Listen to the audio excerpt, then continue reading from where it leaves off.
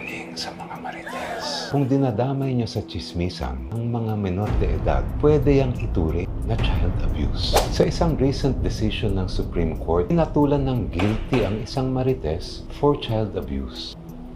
So ganito ang nangyari. Ang biktima ay 16 years old lang. Gusto lang niyang bumili ng barbecue. Pero pagdating sa barbecuehan, pinagchismisan pa. At ang sinabi ng isang marites, napakasama.